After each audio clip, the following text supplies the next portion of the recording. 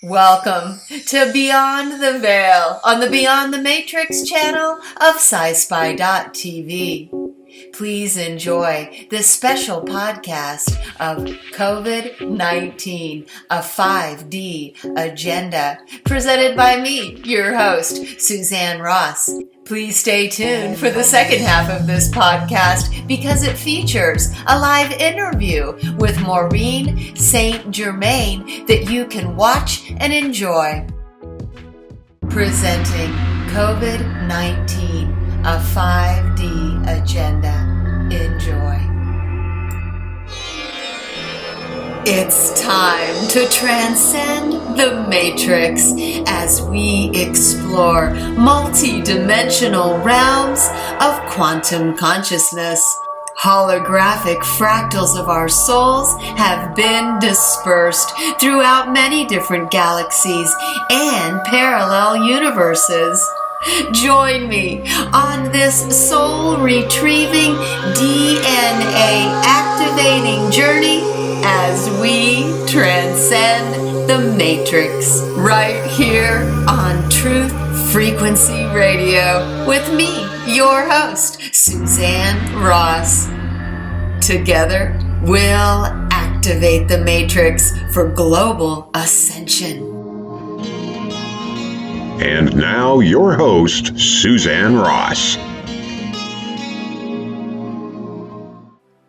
Greetings, beloveds, and thank you so much for joining me for this broadcast.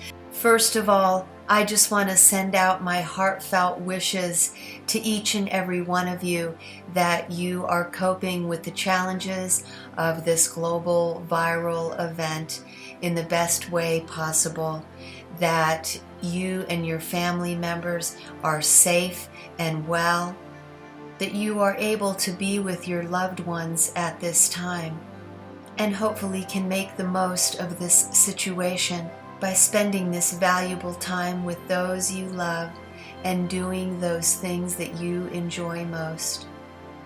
And for anyone who may have contracted the virus or has a loved one who has, I am sending many blessings of love, light, and healing to you. I love you all and wish you all the very best.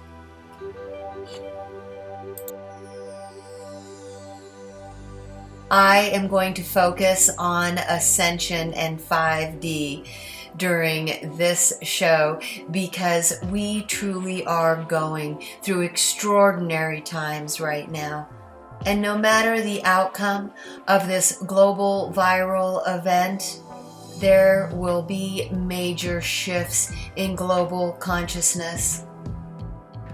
It takes a global event to create a global shift, and that is what's happening right now. Many of us are being challenged to make choices about how we are going to interact with or react to this event. Whether you are infected, you will definitely be affected by this global shifting event in many powerful ways, making significant life changes, whether we like it or not. And the gift of time and what we choose to do with that free time. Being isolated in our homes, will we choose to connect with our loved ones? Will we choose to do those things we enjoy, hiking outdoors and adoring the creation and connecting into the living things and beings in nature? Or staying indoors and cherishing time with friends and family and even our pets, which sometimes don't get enough attention? Or maybe just reading that book that you set aside long ago. Or, if you are inclined spiritually, to engage in spiritual practices, meditation, visualization, breathing, and dynamic movement. Whatever choices you make, there will be a physical, emotional, mental, and potentially spiritual shift in your consciousness. However you choose to embrace this time is totally up to you, and no judgment either way in what you choose to do. Of course, as an inspirational author and speaker, I inspire you to use this opportunity in the highest possible way for personal growth, connection, and expansion, for personal development and improvement, for community connection and outreach through the internet, and of course through spiritual practices that allow us all to see the greater meaning and purpose behind this global event, to see it as an opportunity for the ascension of our spirit, the purification of our being, the balancing of our karma. For me and many others, and like yourself, if you're spiritually inclined, you have discovered the power of spiritual practices to balance your emotions and bring you into a place of calmness and acceptance so that you can deal with these challenging times in the most effective way for yourself and others. Even if you don't engage in meditation, just sitting in silence and taking some nice deep breaths, following your breath as it moves in and out of your body, focusing on a single point to remove all the distractions in your mind that are pulling you this way and that, allowing you to come into the center of your being and experience inner peace and relaxation. For those of you who have been following my broadcasts, or maybe you've read my books, or have subscribed to my YouTube channel, or are even a subscriber of Sci-Spi.tv and have watched my show Beyond the Veil, you will know that I had a powerful and a profound awakening in 1995, which set me on a spiritual path. Walking down this path improved my life in many powerful and positive ways, aligning me with my highest self and allowing me to follow my true calling.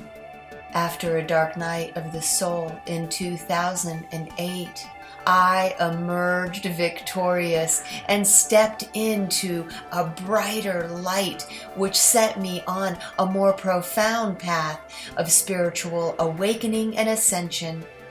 The Buddhist meditations that I engaged in allowed me to shift into higher consciousness, and the walking meditations I was taking out in nature allowed me to shift into a higher dimensional experience of the reality. I began to do automatic writing and channeling, and that's how my first book, Wake Up, Awakening Through Reflection, a 10-day life lessons workshop, came into being. That includes an opportunity for you to reflect on the most transformational experiences of your life so that you can absolve the negative attachments you still have to it while embracing the gifts, which are the precious memories and the valuable lessons. We have all come here with a lesson plan. And the sooner that we realize those lessons we've come here to learn and can apply them to our lives today, by intentionally creating meaningful experiences that incorporate those lessons, only then can we consciously evolve toward more enlightened ones. And that's what my workbook, Wake Up, is all about. And it includes practical spirituality, guided meditation, dynamic movement therapy, and journaling. During this time of my life between 2010 and 2015, while Wake Up was coming through during automatic writing and channeling, my second book, Rise Up, also started coming through. I focused my attention on completing Wake Up, but the content of Rise Up, 10 Days on the Ascension Path, Awakening Through Revelation, kept coming through me in channeling sessions. This book, which came out in 2018, is all about stepping onto the ascension path by connecting into our creator consciousness, understanding how metaphysically creation came into being and how we are each an aspect of the one infinite creator, and as such have the ability to create at will anything we desire and to ascend our consciousness by learning about creative and divine principles. On this journey, we also go to sacred sites around the world, and along the way, we immerse ourselves in the belief systems of these ancient cultures who built these temple sites in very specific locations on the global grid. Why is there so much attention on these sacred temple sites today? I believe it has to do with activating these sites for this new collective shift into higher consciousness.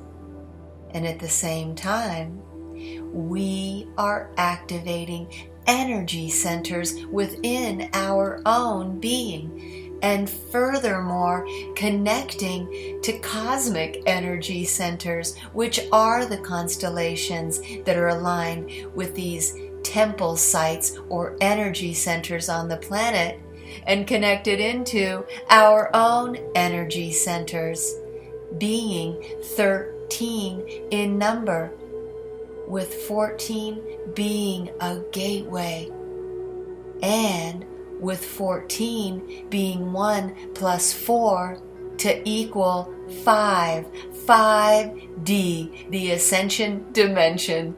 And so where are these energy centers on our body? Where are the sacred sites around the world? And what are the constellations in the cosmos? I believe that the root has both a divine feminine and divine masculine aspect. The divine masculine aspect being here in Sedona, Arizona, with its fiery red rocks representing the fiery root chakra. Though many believe that the root is in Shasta, I believe it is the divine feminine complement of the root chakra. And what is the sign but Virgo? Virgo, the earth sign. And the root chakra representing the place where you can ignite your Kundalini energy. And certainly you can do that in sacred sites like Sedona and Shasta. The second chakra being the sacral chakra. This energy center represents the consciousness of desire, co-creativity, and even reproductivity located in the womb of the mother.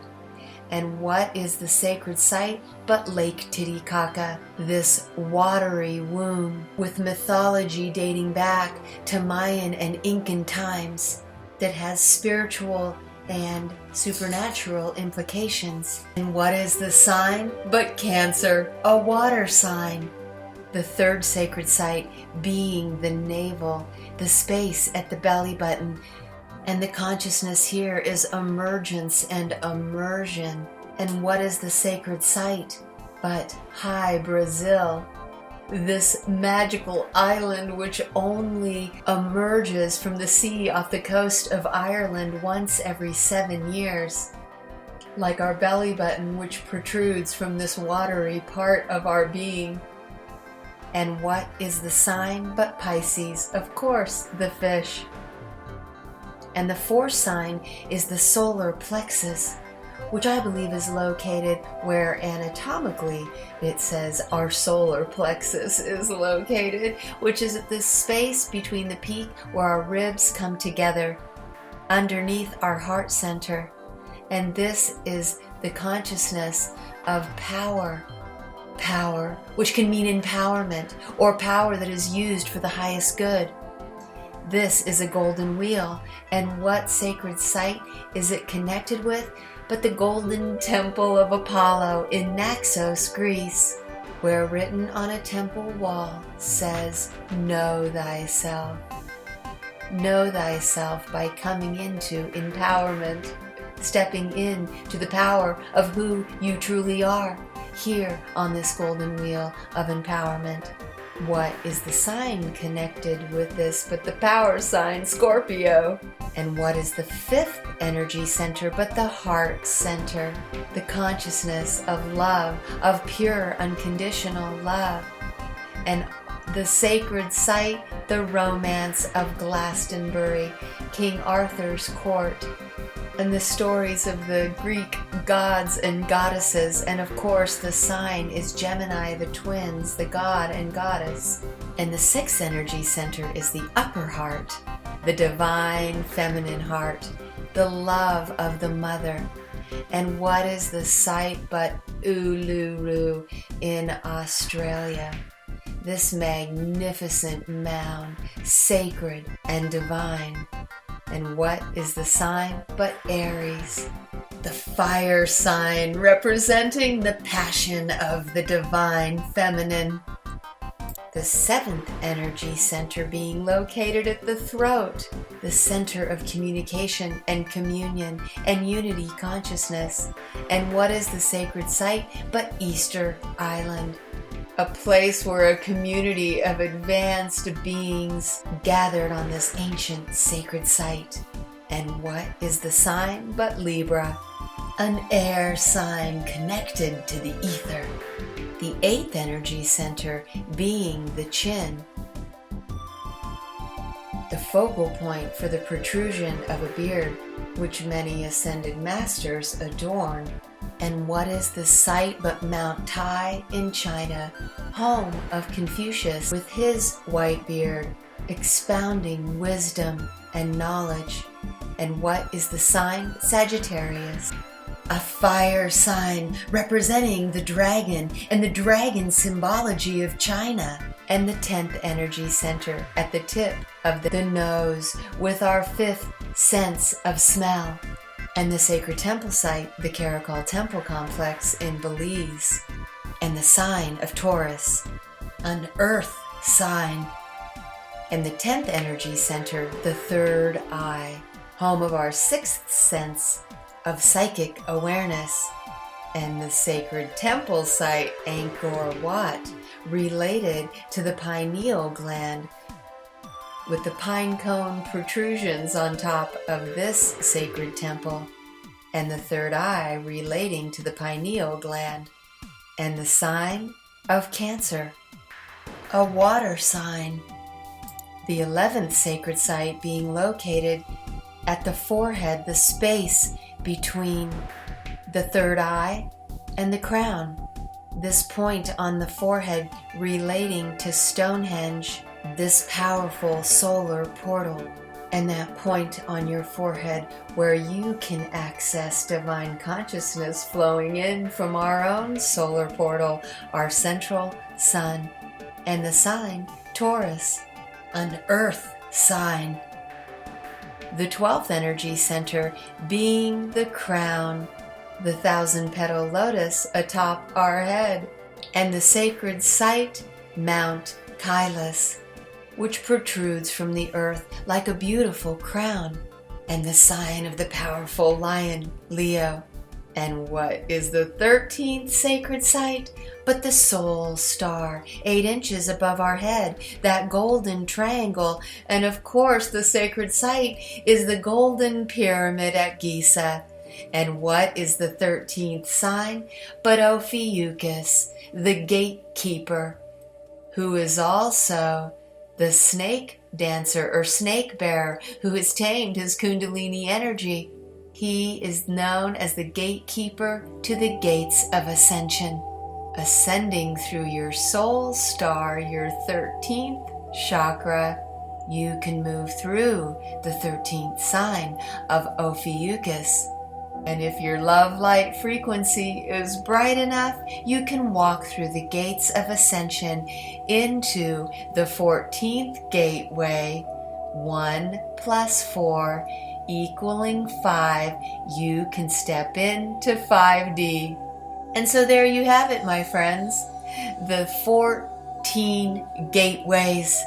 And moving through these gateways, one at a time, you can ascend into higher consciousness. you can activate each of these energy centers and become your golden light body, activating the divine spark within each and every cell of your being, igniting dormant DNA as you move through these higher dimensional, as you move through these ascending gates into higher consciousness, bringing more of your brain online as you ignite the synapses firing in your brain, and at the same time activating the points on the collective consciousness grid by activating these sacred temple sites around the world and connecting into them with your own energy centers, and then expanding into the cosmos, activating these cosmic energy centers and connecting into them one at a time, connecting with the galactic star races in the cosmos, connecting in to our galactic families, and taking a quantum leap into cosmic consciousness. 2020 is the year where the entire population is being given this unprecedented opportunity to expand their consciousness. In my last broadcast, I was talking about the possibilities that this DNA activating virus was sent to us intentionally by our benevolent star ancestors who planted the seeds of our DNA on planet Earth at the time when it was becoming inhabitable, sending this virus as a way of fertilizing the seeds they planted long ago. And then I identified the comet within which this virus could have been sent. It is known scientifically that viruses, biological entities, can survive within the icy core of comets.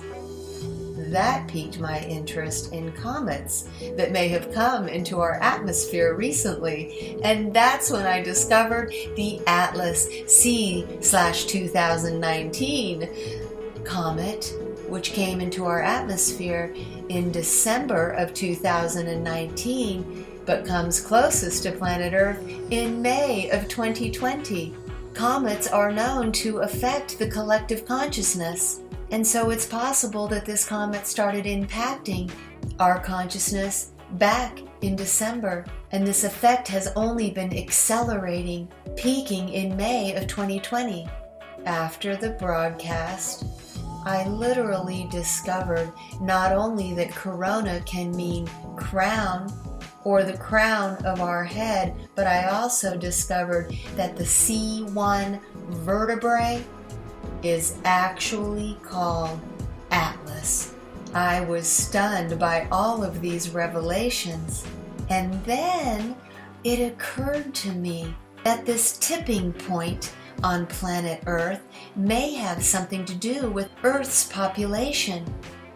And lo and behold, I discovered that we reached 8 billion in population in 2020, this year.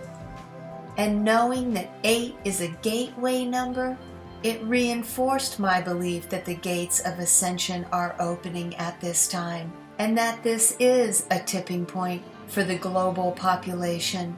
I even became interested in the symbolism of the figure 8, and I was inspired to put the 3 in the lower circle of 8 and the 5 in the upper circle of 8, and then realized that 3 standing for 3D in the lower circle or sphere of Earth, and in the upper circle 5D, the upper sphere of the new Earth. And then I realized that 5 plus 3 equals 8. I also became interested at other peak times when the population popped into 6 billion.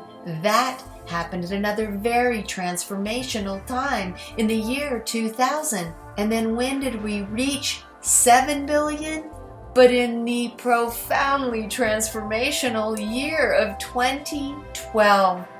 the end of the Mayan long count calendar, when it was predicted that we would enter a new age? What if, like the chakras, these peaks, when we reach the billionth mark of the global population, a globally impacting event takes place that shifts the entire planet into another more advanced type of consciousness? Clearly, a global shift took place in 2000 and in 2012 and now in 2020 when we hit 8 billion, which is a gateway number. Fascinating revelations, and there's so much more which I will continue to share over this series of broadcasts related to 2020 being a time where we have the opportunity to take a quantum leap into cosmic consciousness. Please stay tuned for the second half hour as I present my 5D interview with international best-selling author of the book Waking Up in 5D, the world-renowned spiritual teacher Maureen St Germain. Stay tuned. We'll be right back. Enjoy this background music by Deborah Thunderbeat. When you see the light, you see the ancient one. You see the ancient sun.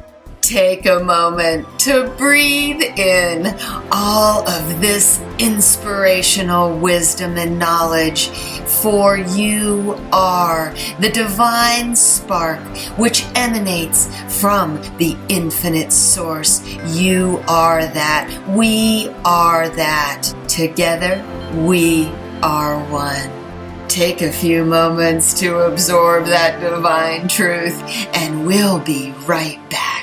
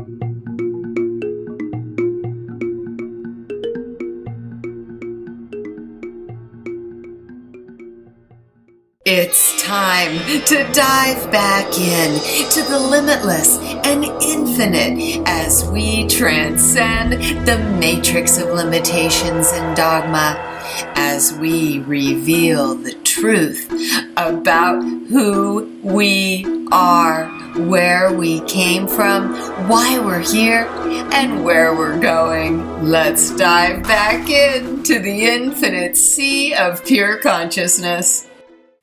Thank you for coming back for the second half hour so that you can hear my intriguing interview with best-selling author Maureen St Germain. Her book, Waking Up in 5D, A Practical Guide to Multidimensional Transformation, was a bronze winner of the Visionary Awards offered by the Coalition of Visionary Resources. Maureen is the founder of Transformational Enterprises and has led trainings in personal development and spiritual awakening in more than 24 countries.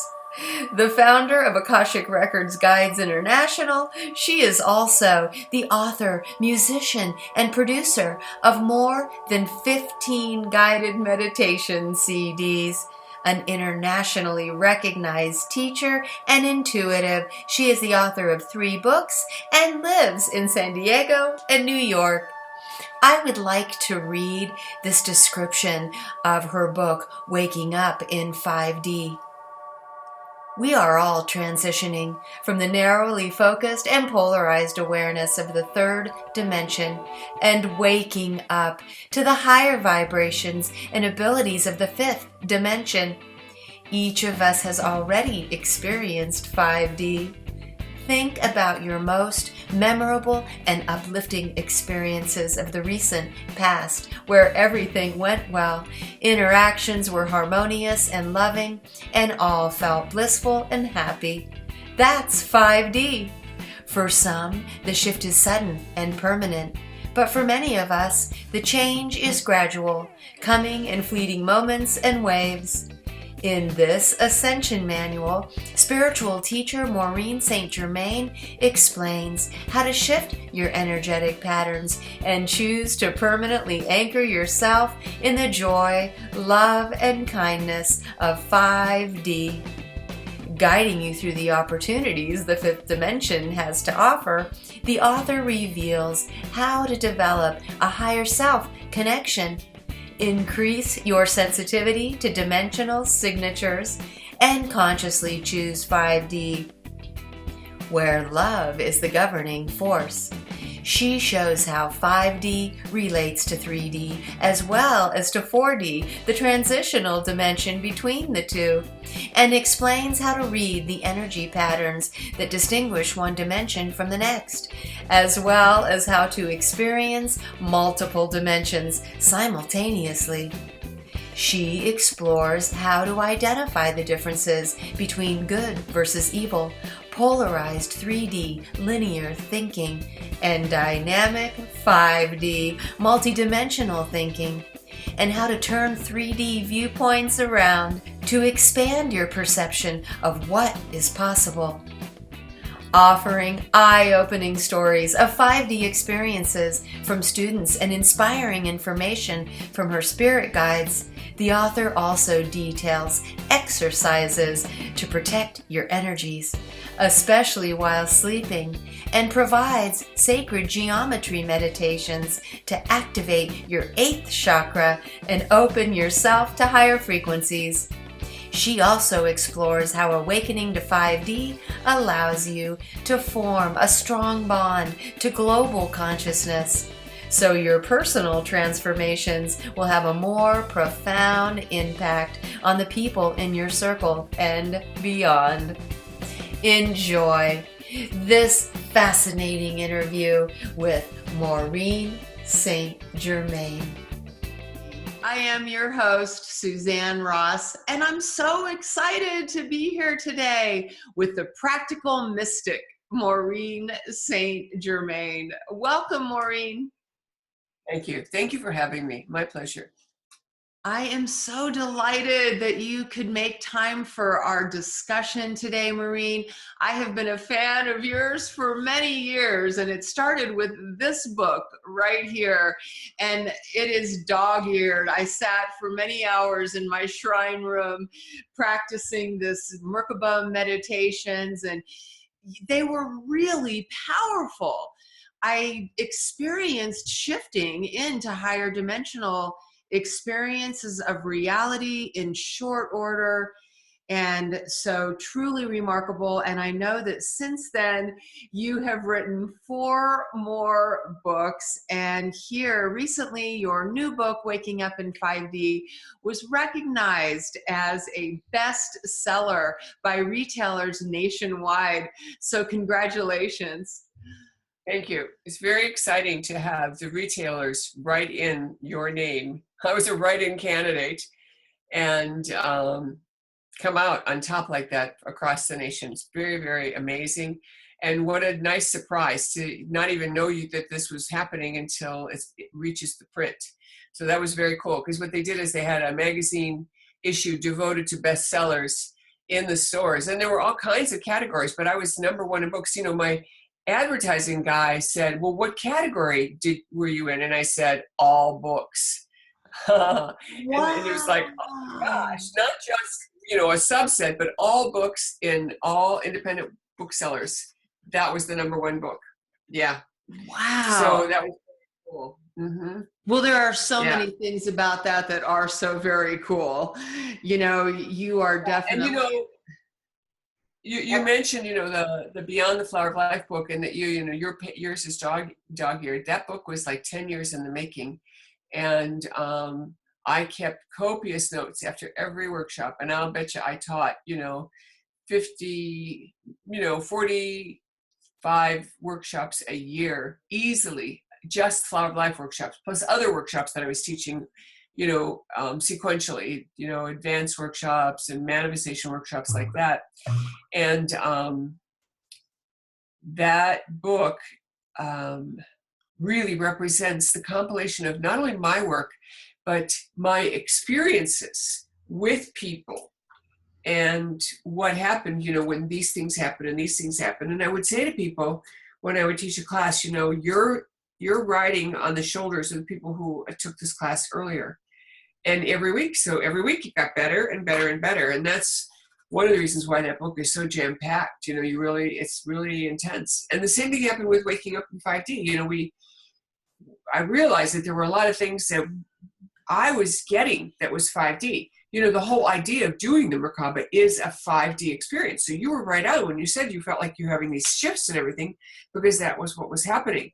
What people don't realize is it's still the most powerful meditation you can do to anchor in your fifth dimensional vibrational uniform, if you will, the Merkaba. And in the new book, Waking Up in 5D, I have a 5D Merkaba that takes you to the higher levels and opens up that system to an even greater geometry. And it's pretty profound, pretty profound. Absolutely. And I have a validation that your Merkaba moved me into 5D based on what you talk about discovering that you're missing something and then finding it where you've looked 100 times. And I can tell you what I misplaced during this time that I was doing these Merkabas was my multifaceted crystal ball, and it was about this big, and yes, like my crystal ball, only yes, like that, but yeah, multifaceted. And I loved that crystal, and I was so distraught that I lost it, and I tore everything apart trying to find it. And then one day I'm walking down the hall and I look into my bedroom, and it is just lying on the floor of my bedroom. I mean, I would have tripped over it. How could it just reappear? So then when I heard you talk about that, I thought, okay. And the thing is, it didn't reappear, you did. You reappeared in 5D and could see it. Wow. See, because when you're stressed, and this is a very cool example, it's a wonderful example, because fourth dimension is all about the emotions and, you know, this faster energy of emotions. And so, you know, when you're all worked up or worried or excited or, you know, tense about finding something or locating it, either because you have to go somewhere with it or because you're missing it or whatever the reason is, your anxiousness actually keeps you in polarity. And because fourth dimension is still a polarity place. But then when you're just walking down the hall, you're mellow, you're in your heart, you're in a good space, there it is. And the same thing happened to a friend of mine who had a beautiful emerald ring. And she went to bed late one night and just, you know, stuck it in her drawer. I thought, I'll deal with it later. You know, I don't have time to put it in the jewelry box. And the next morning she couldn't find it. And this went on for month after month after month. And on the third month, one day she was just in a nice, yummy place, just like you described, walking down the hall. And she opened up that drawer and there it was. And she thought to herself, how did it just show up here? And the answer is it didn't. She did. She showed up in 5D because all the other times she was looking because she thought it was lost. So you've already created a polarity. And that's one of the things that I teach, is that I noticed, for example, that there were words that people would say, and I know this happens to you because we've already figured out that we have this big connection in the way we are, the humans that we are. So we're from the same soul family for sure. But I found that I was wincing when people were using certain words. Now, when I was a kid, I was wincing when people use swear words. Here I am an adult and they're using everyday normal words and I'm still feeling like, ugh. Now I'm not necessarily visually wincing, but energetically I'm just wanting to pull back and recoil. And those words weren't anything bad, but they were polarity based. Mm. So the polarity based words are right or wrong. The polarity words are good or bad, or better, or another polarity word that people don't realize is the word strange or weird. Now, the word weird isn't a polarity word until you intonate with it. Weird. You see how I say it differently. That was weird. And there's this energy of, right? You're getting it because I can see you're laughing. There's this energy of like, ew, weird. But if you just say, well, that was weird, there's no energy on it. But most people don't say things like that. They add the intonation that adds the drama stuff. That makes those words polarity. So then I thought, okay, so if those words are, why am I reacting to these words? And then what could be done that would help me? So one of the things I did is I started to notice that I could consciously, proactively eliminate these words and proactively learn new words and new ways to express that wouldn't carry the charge. Like we all remember when used cars became pre-owned cars. And even to this day, used cars have this, energy, and a pre-owned car sounds like they really took good care of it. And, the dealer who's selling it has taken time to make sure it was okay. And they've changed the vibration on it just by changing the way they talk about it. So here we go. Right. This is a very interesting thing. When someone says, oh, well, that's the right way to do it, you could say, well, I think that's the ideal way right now, because ideal doesn't have that polarity charge, you see. When you want to say, oh, that looks good to me, or that's the right meal for me, because we often would say something like that, instead you could say, oh, that's a match. And think of the game of dominoes, where you're matching to get agreement. And a match creates agreement and sends the message of agreement, but it doesn't send the same energy as right or wrong. Isn't that cool? Yeah. It's very cool. Yes. And I felt judgment in those polarity words that didn't resonate with me either.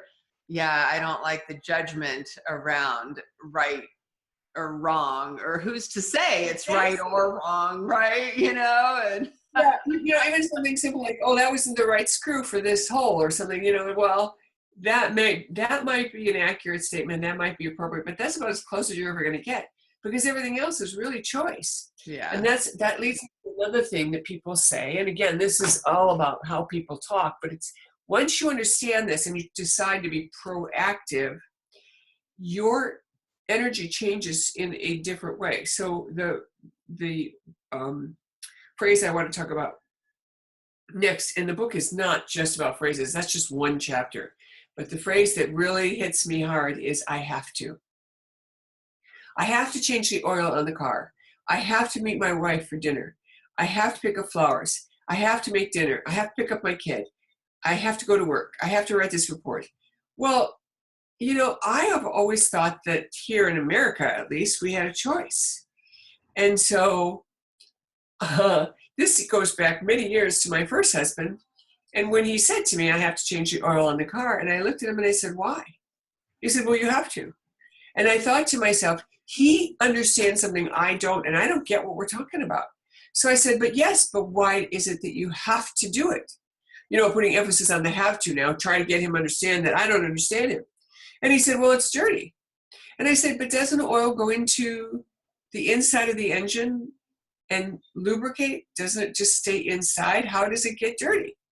And he again looked at me in great surprise and said, well, when the engine moves, it throws filings, and those filings go in the oil, and they change the viscosity and also the motion of the actual machine creates, shortens the fat globules of the oil, and so it gets used.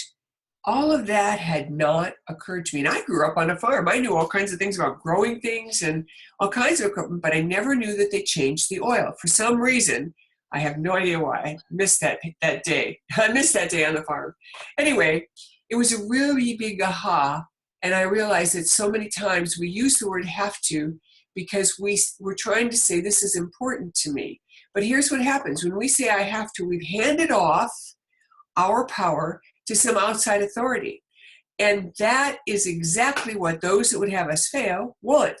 They want us to hand off our power to another authority. So when we decide to speak like we are the authority, it changes the energy in us, and it changes how we think about us, and it changes how we feel about us.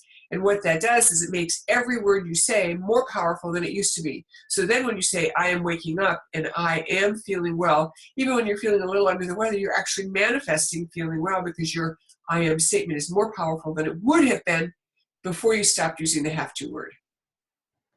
Amazing, Wow. isn't it? Yes, that is amazing. And I had my own interesting experience of have to.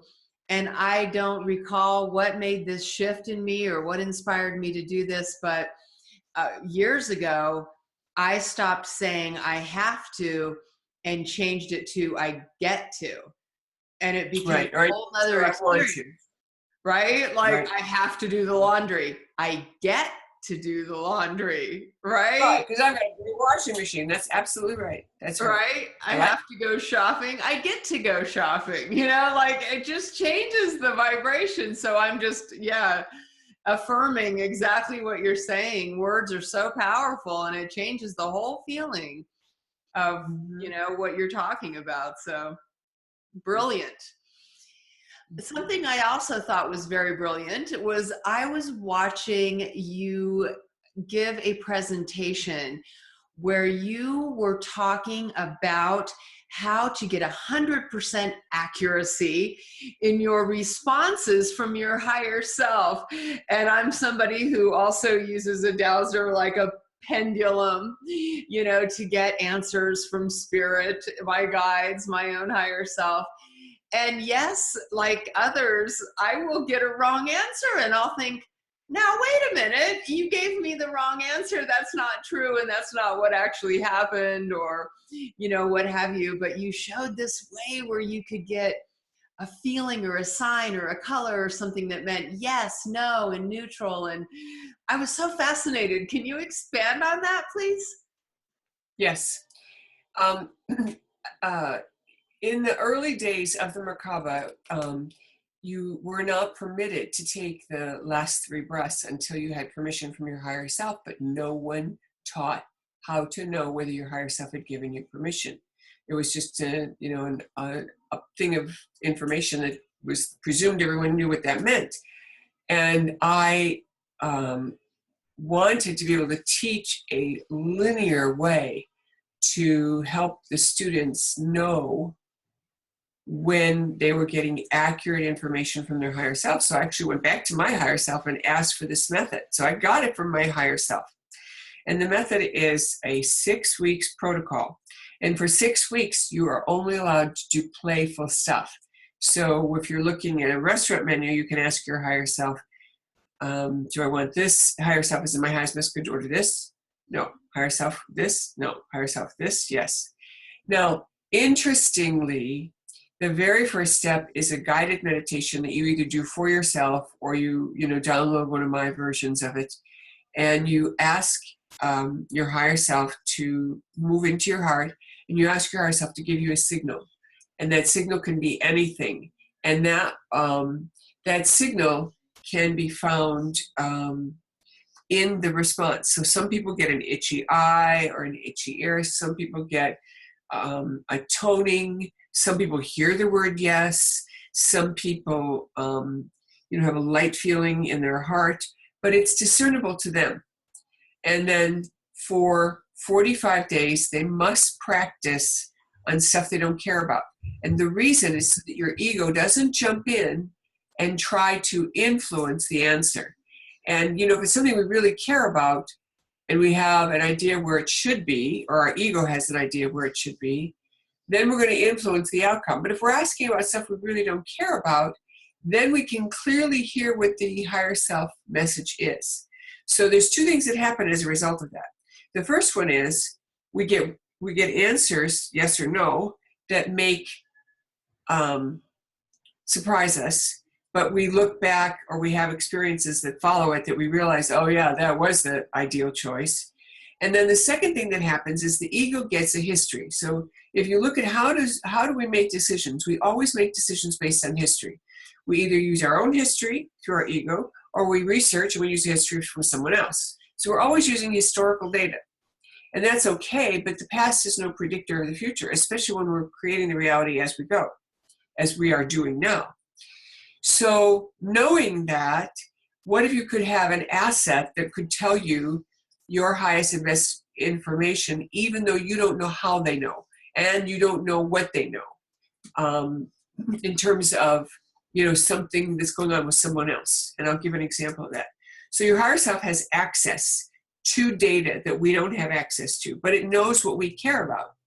So when we ask about stuff we don't care about, what happens is the higher self knows all the surrounding data and gives us the answer. And for example, you could end up asking your higher self, is it my highest and best good to go to this restaurant? No. Is it my highest and best good to go to this restaurant?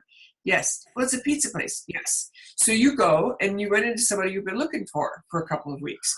And so there'll be all kinds of lovely little underscoring synchronicities, not for every single one, but for enough that your ego now has a data set that proves your higher self's always right. So that's the first thing. Now, so what I do is I tell people, you're not allowed, and so then the 7 rules of the protocol is obviously the first rule is the time sequence that you're doing and that you're taking time to get that signal. And you have to write it down the very first time, because after you do it, you won't believe that you actually got it. And then, you'll question. Now, there's a few people who don't get anything, and I can talk about that at another time, but assuming you get your answer, and it's, most people do get some kind of a signal, a color, a shape, a sensation, like that. So then you're practicing on stuff you don't care about for 6 weeks, and you should be asking 40 or 50 times a day. And what happens is at the memory level or the ego level, you're actually collecting data and discovering that your higher self is always right, even when it's counterintuitive. For example, one time when I was still working in the corporate world and I was doing publicity for my agency and I wanted to get my nonprofit in the news and we had a newsworthy event, I kept calling this guy at the newspaper and he was not there. And I finally thought, well, forget this. I tried a couple of times, 2 or 3 times, and I thought, okay, fine, I'm just going to do whatever. And then at 5 o'clock on that same day, I get a very clear message from my higher self that says, call the guy. And I remember arguing with my higher self, no, it's 5 o'clock. I want to go home. I'm tired, blah, blah, blah. No, call a guy. So I did. Now, this leads me to the next thing is once you pass your 6 weeks protocol, there's another layer of information that starts to come in. But first, let me finish the story. So the man answered and he said, Maureen, how did you know to call me at this time? I am never here at this time. All I could do was laugh because it was my higher self told me to call him right now. And not only that, but my story got on the front page of that newspaper that next day, and it was above the announcement that the Pope was in town. Oh my amazing. goodness. Totally amazing. Your higher self is working overtime for you. And when you allow your higher self to direct you, so now that's a choice to follow your higher self. So after the 45 days, if you don't want to follow your higher self, you ask your higher self something and you don't want to do it, don't. It's not a big deal. But during the 6 weeks, You're not allowed to deviate. If you ask, you must follow through. And the reason for that is like you're in an immersion program and you're pushing yourself to pay attention and do what your higher self says every single time. And so there was one time, only took once, and it usually only takes once for most people, where my higher self said not to do something, and I went ahead and did it, and joined my friends at a movie that was at an art film. It was the only time I could see these people, and so I thought I'd better take it. And I overruled what my higher self was telling me. And we came out of the movie theater, and the movie was a real dog. And I remember saying to my friend, did you like that movie? And she said, no, we thought it was horrible. We wanted to leave, but we thought we would hurt your feelings. And I wanted to leave. So there you have it. The higher self was right again. So once you have that kind of experience, you get it that your higher self is always right. And then your higher self can be proactive because now you've established a rapport. And what I mean by that is it's like having a friend who studies an area that you become interested in, let's say photography. So you're spending time with that person, and then they pick up something at the store and they say, hey, I saw this in the store. I know you were thinking about getting this. I bought it for you. If you don't want it, I'll take it back. But you know you're buying it from me. So what happens is the higher self is aware of what you care about and is then telling you proactively, just like I was told proactively to call the guy. Fascinating. I love the idea of the immersion program and how you're teaching your ego that your higher self has a track record now of being right. And it's a way to merge your ego and your higher self, which has always been very true. Sort of challenge, right? I often say that the higher self and the ego get married. Same way you. I like that. Yeah. So, and the cool thing is, anybody who has followed this protocol with me, and there's thousands of students who have learned this work from me, but everybody who does comes back and thanks me and says, you know, it's really saved me. It's really helped me. In fact, I wouldn't be married to my husband if I hadn't listened to my higher self, because when he asked me out the first time, he had this big plan to do this big thing over Christmas, and I had never even been on a date with him, and it was September. And I said to him, I don't even know you well enough to entertain such an idea. And, his reasoning was, well, it's going to sell out if we don't book something soon. And I said, and in my head, I'm hearing my higher self saying, aren't you going to check in? And so I checked in, and of course, the rest is history. Now, and another situation years before that, before I met my husband, so you can tell how long I've been doing this practice, it's probably close to 20 years. Before I met my husband, I was dating this guy, and he had gone off on a job site and was gone for, 6 weeks or something. And I started getting messages from my higher self, this proactive stuff. And I was told to ask him if he's seeing someone else, because I was being shown that he was seeing someone else. So I asked him when we were on the phone that night, and he said, oh no. And then 2 days later, I was doing a presentation, and I was in front of a group of like 150 people, and I had said, I've been following my higher self since 1995. And my higher self came in and said, no, you're not. Now, I'm trying to present a presentation, and my higher self was arguing with me. And so after the presentation, I went, what? Like what? Like you do when someone tells you you're not telling the truth. And my higher self pointed to this conversation I'd had with my boyfriend the night before. And I thought, oh, man.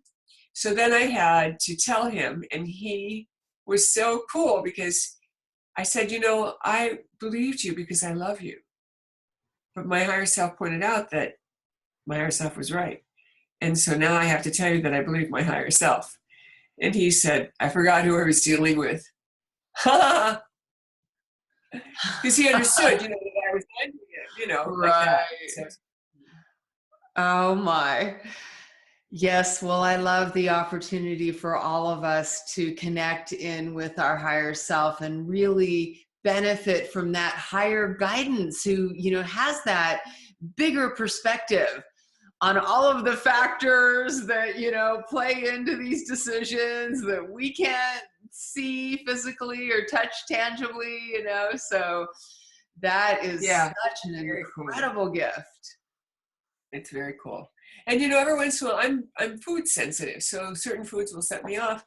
And sometimes, and so I'm showing my own foibles. Sometimes I eat something that's served to me without asking, is this higher self, is this food okay for me at this time? And then, then later I have aches and pains from the food that I've eaten. And I'll ask, what's going on? What caused that? And I'll be pointed to the food, and I'll think, I should have asked. I know better. So, it is an ongoing commitment to yourself. But the powerful thing is when you start asking your higher self all the time, and you pass your 6-week cycle where you now shift, where you can ask any open-ended questions. Initially you're only allowed to ask yes/no questions. So you can ask any open-ended question like what's going on, or, tell me more about whatever. Then you'll get answers that you really will be surprised at. So the number one question to ask your higher self after you've done your practice period is, what's going on?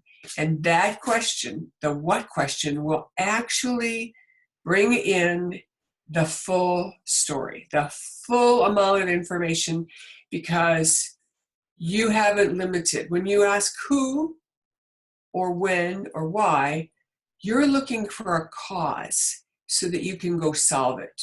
Who has my scissors? Well, your second son has them. He was working on an art project. So that's me looking for an answer so I can solve it with my personality, my ego, my presence, my human presence. But if I say what is going on, I've opened the field to tell me whatever it is. And that's when people will get real insights. It's a really powerful practice to consciously choose what's going on. And that's actually how I found out that we were sliding between the dimensions. Because up until this point, I had said, where's my stuff going? And the answer was always, well, it's in a higher dimension. But one day, after I had been teaching the students, there's really only one question, and it's the what question, blah, blah, blah. And without even realizing it, something had disappeared. And I said, what is going on? And voila, Maureen, you were in a higher dimension. And he put it down. Wow. And so were you. Yeah.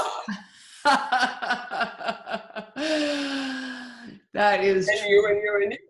Phenomenal. So you talked about how when you asked what's going on at one point, that it was revealed to you that we're sliding between these dimensions. So is this the type of information that we can expect to get? Is some of these really, these revelations? Mm-hmm.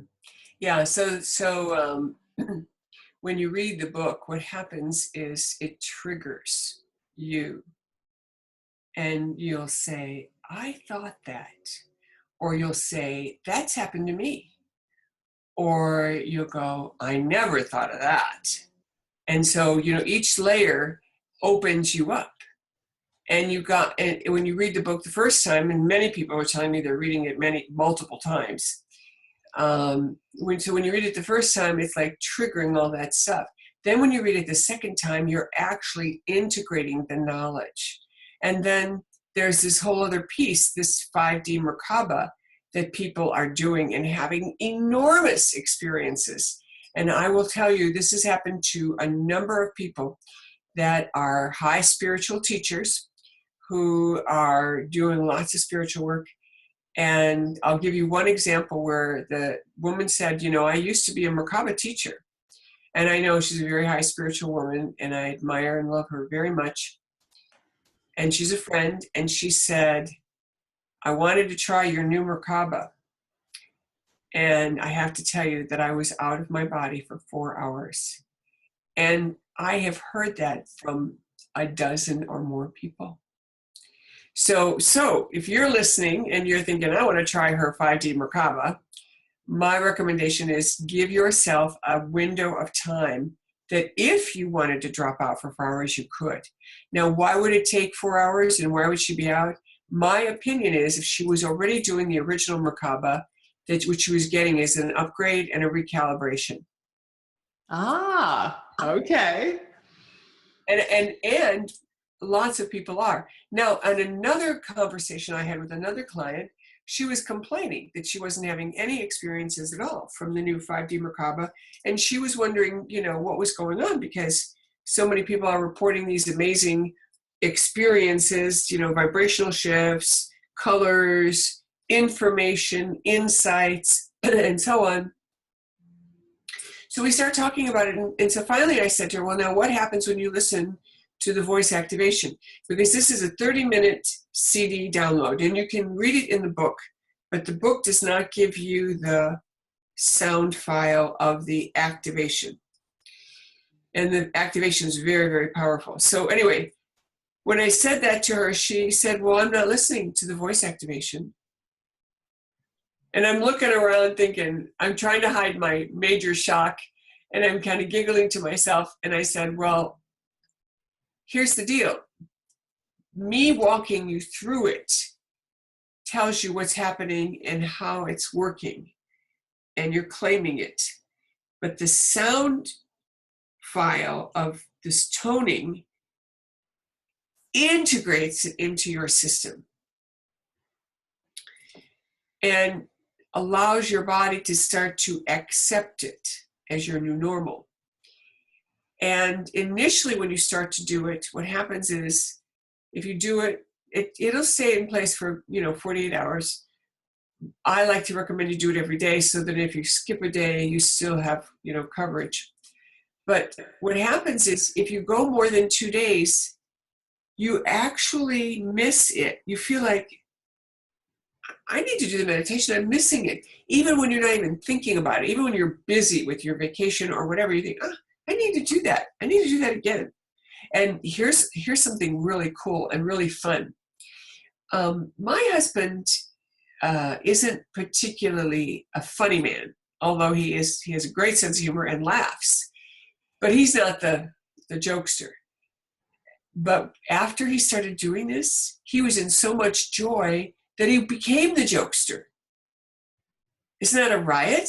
That is. So, if you want to have joy, bring it on. Bring on that 5D Merkaba. And what happens is, you suddenly see the humor. And that's one of the things I tell people, when you're in 5D, everything's funny. And I know from how much you're laughing and how much you laugh when we talked, before the show, that you're in 5D most of the time, because everything is funny, because it is, and that's like mind-boggling for people who don't get it. But once you get in that place of joy, it's almost like laughing gas, in the sense that everything strikes you funny. Oh honey, I got a flat I have a flat tire this morning before I even went to work. Oh honey, that's too bad. But it's but then you start to giggle, because hey, it happened in a driveway. It didn't happen out on the street. Goofy stuff that you wouldn't. It's not like you're making fun of people's discomfort, but it's more like the joy and the humorousness comes in little twists and turns of, yeah, but what if we did this? And you're being silly, but that silliness is the joy that's emerging. Like blowing bubbles. What can I say? Yes, absolutely. When I started to really wake up on my spiritual path many, many years ago, joy was one of the first experiences, for sure. Nice. Just joy and gratitude, and really an experience of ecstasy and exuberation. It's just like, I remember the day that it really hit me that my soul was eternal. I had read about it, and I even wrote about it, and I believed it. But one day I headed out on a walk, and it just hit me. Wow, my soul is eternal. And I spun around in a spiraling dance, and I just imagined all this eternity full of amazing adventures, and it just made like the everyday melodrama seem so insignificant, in this bigger picture of an eternal adventure. And really, that triggered a joy that has never left me. Very cool. Very, very cool. Yes. And so you have other books we should chat about, because Okay. it's about healing and manifesting, ascension, and the Akashic records. And I really like the Be a Genie manifesting. And I would love to talk more about manifesting. Okay, so this is Be a Genie. This is the book on manifesting through sacred geometry. And the first half of the book is the how-to, and the second half of the book is the understanding of the principles behind it. Now, the way I teach manifestation is dramatically different than the way they teach it in The Secret. Although people who study The Secret tell me that they finally understood The Secret after they work with my material. And what I do is I give people the tools to understand sacred geometry in the second half of the book, because I want them to see what is the undergirding part of it.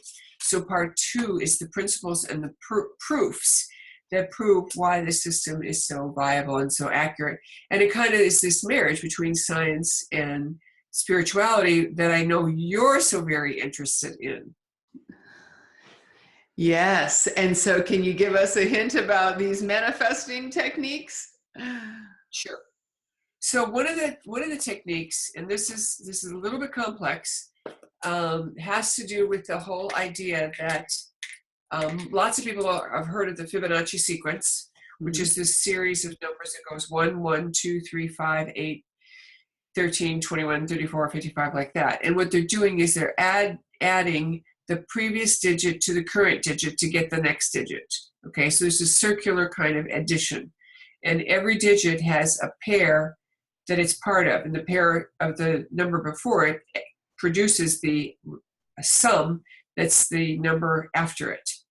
Okay, so people know about that, but what they don't know is that the Fibonacci sequence is a subset of the Phoenix sequence, and I named the Phoenix sequence because you can start with any 2 numbers, any 2 random numbers. You could start with, 22 and 56. And on the 9th and 10th iteration, you will produce phi, which is the same result you get from the Fibonacci sequence. You will produce phi, this magic number that's the relationship between the spaces of the body. From here to here is in phi, or from here to here is in phi. And this ratio of 1.618 is found throughout the body, found in the DNA, found in plants, found in the relationship between the sun and Venus and the earth. And so this relationship is considered magical. Phi, the golden mean, is another name for it. And so that ratio is produced with any adjacent pair on the 9th and 10th iteration. So that's called the Phoenix sequence. And then that makes the Fibonacci a subset. So now why is that important? The reason it's important is because once you begin to understand that you can take any 2 numbers to produce phi, and then you discover phi is everywhere throughout the universe, anything that's growing, anything that's evolving, then you can use that combination and start with where you're at and go to someplace beyond where you want to be, knowing that there's some number between those 2 that will produce phi. So then you vibrate the 2 further apart numbers, and you still get phi, and it brings you to the closer one just by a matter of compression. So you ultimately are manifesting. Now, how does that apply in an actual manifestation? You want to get married. You want to be happily married. So you keep visualizing that you're happily married. But that's not what we're doing. What we're doing is saying, okay, that's your middle piece. What proves that you're happily married and will produce that result? And the answer is you're celebrating your anniversary. And what do people do when they celebrate their anniversary? They clink glasses.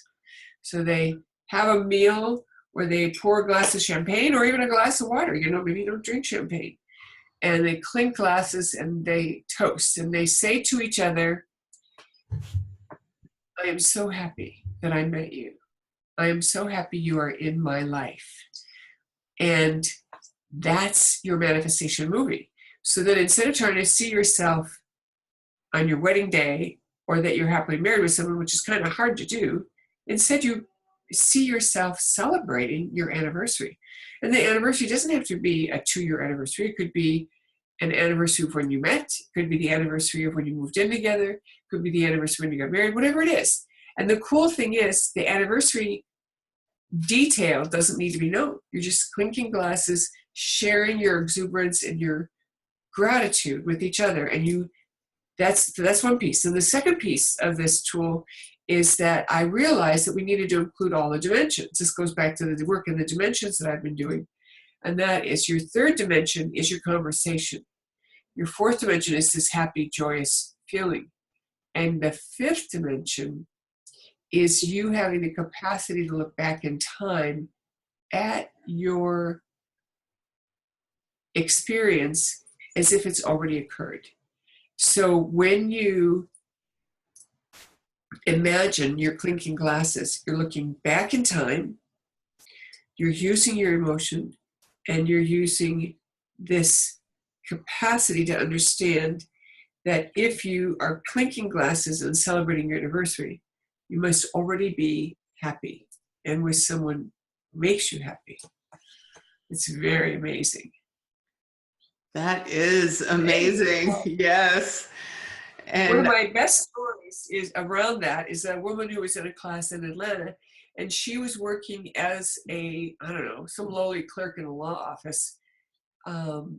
Maybe, some kind of researcher, I don't know, but she didn't have any fancy degrees or anything. She loved horses, love horses. And she wanted to have a horse rescue farm. She writes me a year later after taking the class, and she had done a manifestation where she would have this horse rescue farm.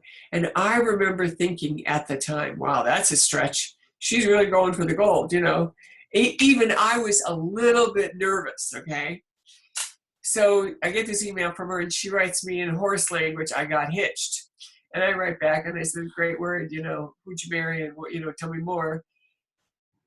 And it turns out that she met somebody and they got married, and he is a guy who has developed organic horse food for animals. And he owns this business, and she's helping him with the business. And they have a farm and they have horses.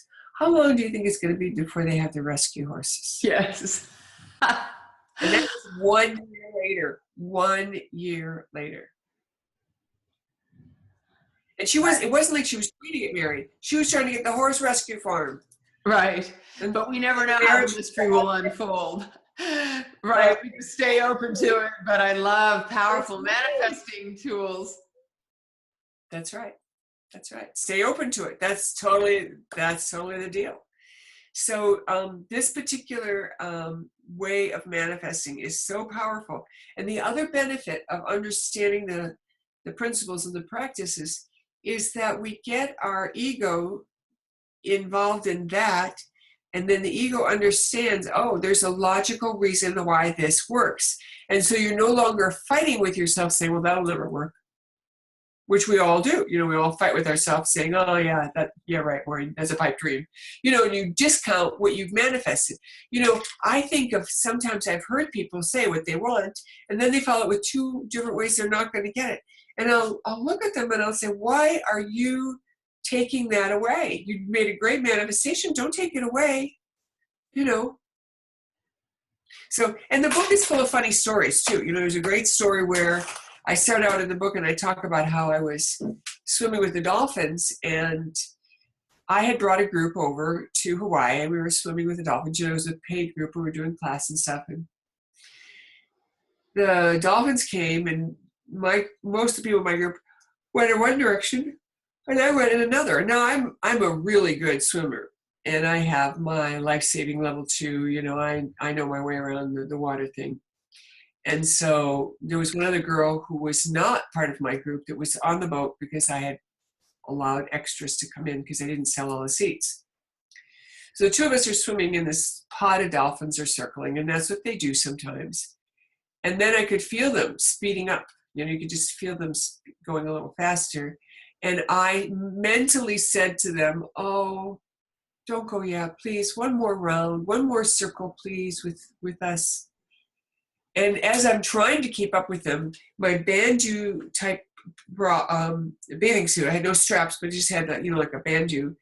And so I just pushed it down to my waist because it was getting full of air and dragging, with my snorkeling fins. I just pushed everything down so I could swim faster. And they came back. And I was so pleased. And then when we got back on the boat, this woman who was an extra looked at me in front of all my people and said, I noticed the dolphins came back when you showed them your breasts.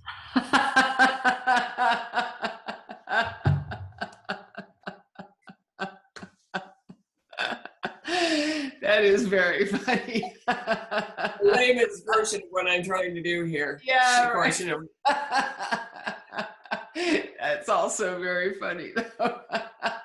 The book is full of really great stories, funny stories, because I'm not, I really like to, I think that when we laugh, we absolutely increase our capacity for everything, and it anchors us into our 5D place. Laughter does that. So let's bring it on. Bring it on. Absolutely. Let's chat about your book, Reweaving the Fabric of Your Reality. Yes. And this is a very powerful book. And this is a book that I was the reluctant mystic. It's kind of funny. I wrote this book and self-published it in, like a little magazine type format. And gosh, we I don't know, we printed hundreds of them, like maybe, I don't know, a couple thousand. And I don't know what happened. And we were charging a horrendous fee. I was charging $25 for this book, and it had a CD in it.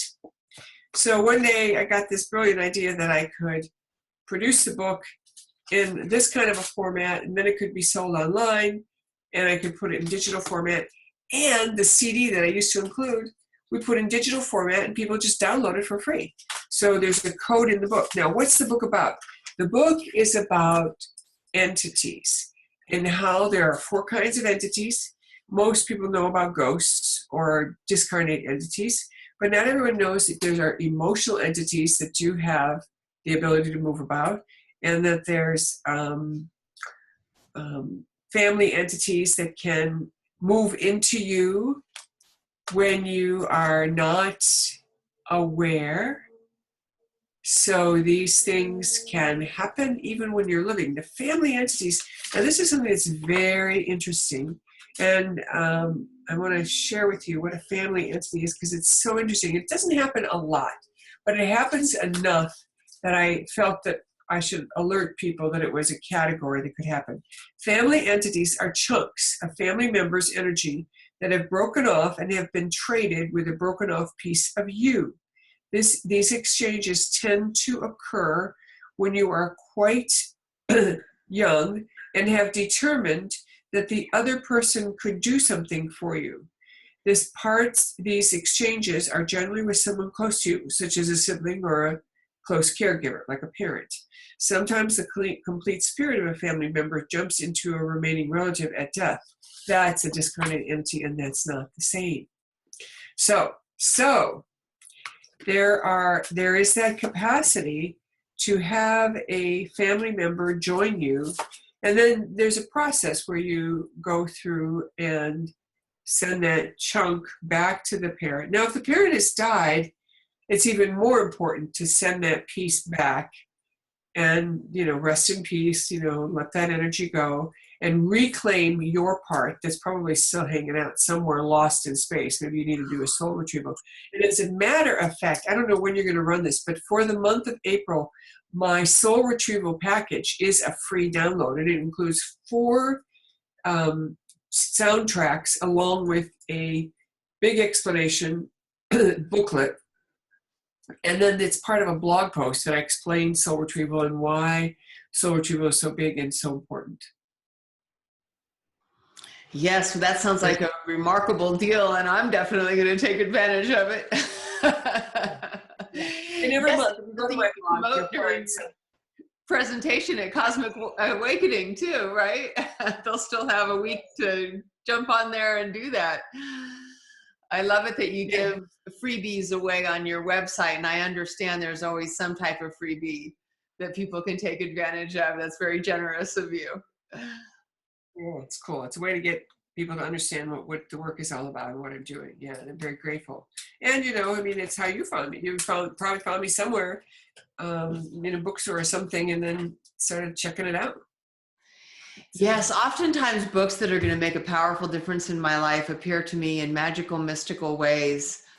I went through a phase when I was first, really realizing that I was walking in divine synchronicity, and my car just would start to drive itself. And I would just, end up in the parking lot of a bookstore and think, what the heck? I never intended to come here. And then like a robot, I would walk in, I would walk directly to the book.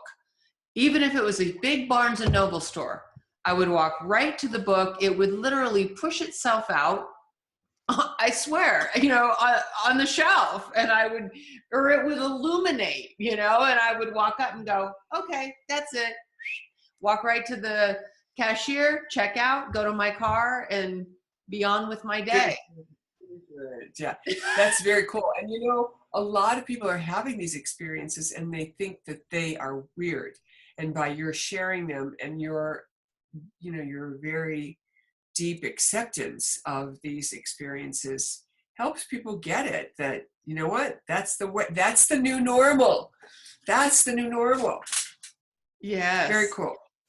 Very cool. Just really quick, just to help people to really understand that magic is real and miracles are real. Fred Rusher, who helps the Hertox write their books, of course, J.J. Hertox's book, The Book of Knowledge, Keys of Enoch. So Fred Rusher lives here in Sedona, and he's a friend of mine, and he's been working with the Hertox for 40 years, tells me that when he first came across that book, he was in Greenwich Village, dark bookstore. This is like 1970s. And suddenly this man walks up to him in the bookstore and presents him with the book, The Keys of Enoch. Well, the book is priced even at that time at like $50. And Fred says, oh, that's too much. I don't want to buy that. And so the gentleman walks away, and he's still holding the book, and he goes up to the counter and he said, where's the gentleman who handed me this book? And the cashier says, there's no gentleman. No one has come into the store since you walked in. And if they had, we would know, because the sun would have come shining in our dark little store here. And he said, I'll take the book. I would too. Oh my gosh, I would too. That's very cool. Yeah, so magic and miracles. And when these books appear, we know that they're going to have a very powerful impact on our life, probably for the rest of our lives. So yes, we can follow the energy and allow that to happen. And go ahead. One other thing I want to say, for people who are very eager to connect with this kind of stuff, but aren't having these kinds of experiences, and they're saying, I don't get anything, I don't see anything, I'm not having dreams that I recall. My response is do clearing work. Get this little $5 book and learn how to clear yourself. Do the clearing work that's in the book and do lots of it. Don't just say, well, I washed my hands yesterday, why do I have to do it again today? Just do the clearing work, do your work to clear. Because people can pick up all kinds of entities or energies. It doesn't have to be something bad. It just is what it is. We live in a polluted world right now, and we are in a place where we're releasing a lot of attachments and connections that we used to think were okay. So that being said, when we do the clearing work, our connection to the divine is so much bigger, so much greater. So very important. And there's lots of explanation on YouTube. If you don't have the book, go on my YouTube channel, and I actually did a clearing once on Fifth Avenue. It was so funny. I was coming out of a class, and the student said to me, well, we want you to show us exactly how you do the clearing work. You mentioned it, and we know we need to do it, blah, blah, blah. And I thought to myself, okay, well, maybe. And then I was reminded, you've been wanting to film this So you could put it up on YouTube. And as soon as I had that thought, one of the men said, could I video it? And I looked at him and I started laughing. I said, if you video it, if you promise to video it and send it to me, then I'll do it. So here I am on Fifth Avenue, and you use a stainless steel knife. You don't just, do a bunch of words. So here I am on Fifth Avenue, and I'm doing my invocation, and I'm showing people how to clear yourself. And I happened to have had an avocado for lunch, and the knife was still in my bag. So the person who was carrying my bag, I said, okay, hand me my knife. So like in the movies, okay, surgeon, hand me my knife. She hands me the knife. I, cut around my body, zip, zip, zip, really fast, and hand the knife back. The bus goes by behind me. People are walking by. It was hilarious, just hilarious. But, and the sound wasn't that great. So there are other versions now that you can look at that are sound. But I like that video because it's so funny. To me, it's funny that I would be standing on Fifth Avenue doing that. Yes, that is funny. People are wondering, what in the heck is she doing? Right. But it's that simple and that easy. Cut the cords. Yes, beautiful. And Maureen, would you like to talk about the book that you co-wrote with others called Realities of Creation? Yes, I would love to. Now, Realities of Creation is a compilation that I did with a number of other authors. Jean Adrian, Leslie Emerson, Julia Griffith, Laurie Houston, Kathleen O'Keefe Cannabis, Linda Minnick, Suzanne Streisauer, and Lynn Waldrop. And they shared how to unify with God's will. They share how to do certain cosmic things. And it's a lovely book because it's a great compilation helping people, find their way. So if you're not sure what book to buy and you're kind of overwhelmed by all of it, get this book because it'll give you a small, like a sample pack, like you get in the tea box, a sample package of different teachers and how the work goes and how to do it. And I also have a very good section in this book on how to connect with your higher self. So that's worthwhile. That chapter is very worthwhile. So it's a wonderful book and also readily available in the bookstores. Fantastic. Yes, and so you offer so much on your website, phenomenal books with powerful practices, and you have MP3s and DVDs, and you also offer Akashic readings. Would you like to tell us more about that? Yes, I would. I teach people how to open their own Akashic records. I teach people how to open the Akashic records for others, and I certify people. I also open the records for others. I still do that. I have, a few private sessions that I am willing to take every month. And so opening the Akashic records for me is a sacred trust, and it involves helping people to be more connected and to have information that either supports what they suspect or helps them make better decisions. So it's really about soul growth. And the Akashic records are a field, a body of knowledge that contains all the actions of everything that has ever occurred and all the probabilities. And that's a very interesting thing because probabilities are not infinite. Probabilities are based on you and what you're looking at, and the things you look at.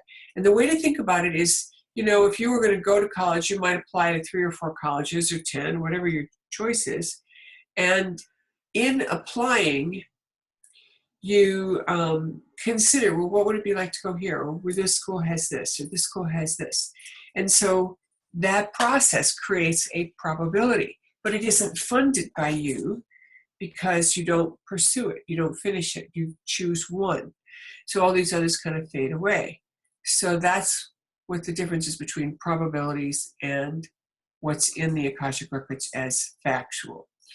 So it's not a zone where you're going to be doing prediction per se, although prediction does come through it, but it's not like that main goal, that kind of like a afterthought. Like when you go to the gym, you go to the gym originally maybe to get in shape, and oh, by the way, you might lose weight and feel better, but those are like outcomes, not the, the desired purpose that you went in the first place. So the Akashic Records is an amazing, amazing tool. The dispensation was given recently in the last 50 years for anyone to learn how to open the Akashic Records. And this truly means anyone. And anyone can learn to open their own Akashic Records or learn to open the records for others. Now, the primary thing that I teach is I do teach the higher self connection, and I teach the Akashic Records as a joint thing. So in every level of work I'm doing, I'm encouraging people to have this higher self connection, because your higher self connection is the final authority. We're now moving to an age where there can be imposters in channeled messages, and spiritual teachers, and even really, devoted spiritual teachers might be carrying entities or energies and act out inappropriately. I mean, we've all heard stories where someone says, I was so disappointed, I was so inspired, blah, blah, blah, and then they did this. And you think to yourself, well, how could that be if they're so spiritual? And the answer is because they carry entities, because they carry energies that are not authentically them, and so they're influenced adversely. And you could study with a teacher and learn from them, and then when they give you a false teaching or a falsity with your higher self would throw a red flag right away. For me personally, I can tell right away when someone's not telling me the truth. I'm sure that happens with you as well. Yes. In other words, they can't. I mean, they can lie to you if they want, but you're just going to look at them and say, I'm not buying that one. And see, when you're in 5D, you don't need to call them out as a liar. That's not true. Don't tell me those lies. You don't need to do that. You say, I'm not buying it. Try again. That's funny. That's really funny. That's something I have said. Every once in a while, somebody that's close to me says something that's not completely outrageous, and I'll just say, that's really funny. Now tell me what's really going on. Because even when people are lying to themselves, they can't lie to me or you probably. And in 5D, that it's so clear. And see, the need to lie is not there, because in 5D, there's no judgment. Because the number one reason people lie is to hide. And what are they hiding? They're hiding their mistakes. They're hiding their insecurities. They're hiding their fear that someone will discover they don't know anything. Well, we've all got that one. Something I've noticed is when I'm having a discussion with other spiritually inspired people, and we're talking about some profound truths, or pondering different cosmic truths, and someone hits on something that is it, then my crown chakra just vibrates and spins, and the whole top of my head is just like tingling, and I know that's it. That is the truth. We figured it out, and that is a fundamental truth of all time. It's just kind of discovered, and it's just funny. It's like my little signal. Yeah. In fact, a lot of people even get the whole body goosebumps, and I call that body confirmation, because it's really, it's the equivalent of that tingle, only it's throughout the whole body. And I'm sure you get that too. Yeah, and it reminded me of when you were giving a presentation and you were telling people, in essence, if you don't get a sign for yes or no or neutral when you're asking your higher self, then maybe you'll get a body response. And that, I believe you said, like, the right side could represent yes, and then a central energy field neutral, and the left side no. So this could be another way to communicate with your higher self. That's right. And the thing about that, and I'm really glad you brought that up, that is the workaround. So if you ask your higher self for a similar signal and you don't get anything, and a lot of people get stuff, but they deny it. Someone says, oh, I saw this purple color, and the person says, oh, I got that. I didn't think that counted. So, that's the benefit of working in a group. But assuming you get nothing, absolutely nothing, then you're training your body, right side, left side, like that, as you have described. And what happens is, it's the same as when someone teaches us a language. When one of my boys was really little, he could not say chi. He was learning to talk, but he could say ga. And every time he had cheese, he used the word ga, ga. And it occurred to me at one point after, a few times of this occurring that he was asking for cheese every time he said ga. So then I learned his word. And when he said ga, I got him some cheese. And it's so interesting. He's an adult now. He does not use that word for cheese. He speaks plain English. But it's funny because I was willing to learn his language. So your higher self is willing to learn your language if you can't learn your higher self signal. And the huge benefit is that once you have your signal and you've been practicing for 6 weeks, you have the ability to validate or vet every single thing you encounter.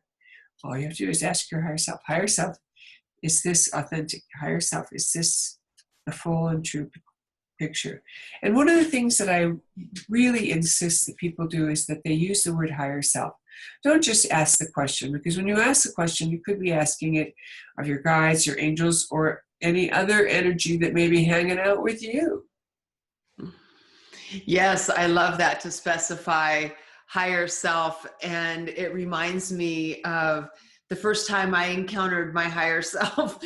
And because I was reaching out to St. Germain and Archangel Michael and, a variety of the deities that I have on my shrine who have communicated with me clearly over the years.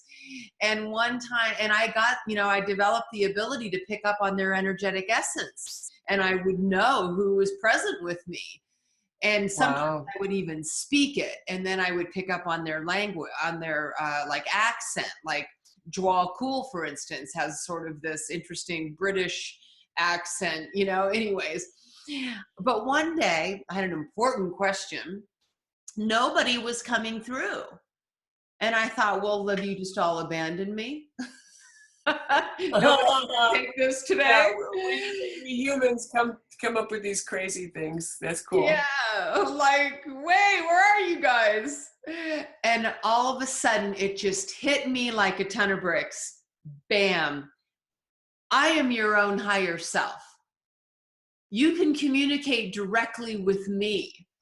You can still communicate and call upon your other guides, but you've now come to a point where you can directly communicate with yourself, your own higher self. But I got the message, call me your higher self. Right. That's very cool. I'm really glad you said that. And that's really important, because a lot of people will say, well, what's the difference between your higher self and your angels or your guides? And the answer is, well, it's huge. Your angels and guides want you to have your higher self connection, because this is what we are becoming. We're all becoming the ascended master me, the ascended master you. And so we need to have that ability firmly established. Yes, and that day I framed my own picture and put it on my shrine. I love it. I love it. That's very, very cool. And that's something else, because a lot of people think their higher self is better than them. And you are right on. You really rock, because you are your higher self. A person is their higher self. And the higher self is helping you. And even though it has access to more data than you, you are still the main deal. Yeah. Very cool. You're funny, but it's pretty cool. Yeah. Yeah. Because I'm like, okay, I am the ascended master I wish to be now, right? Like, just, framing my picture and putting it amongst these other ascended masters, right? Very cool. Very, very cool. Yeah. I like it. I really like it. It's very amazing information. What a pleasure it has been to connect with you, Maureen. I really feel a powerful, energetic connection with you. And like we explored earlier, we've lived in 3 different states, New York, Ohio, and California, essentially.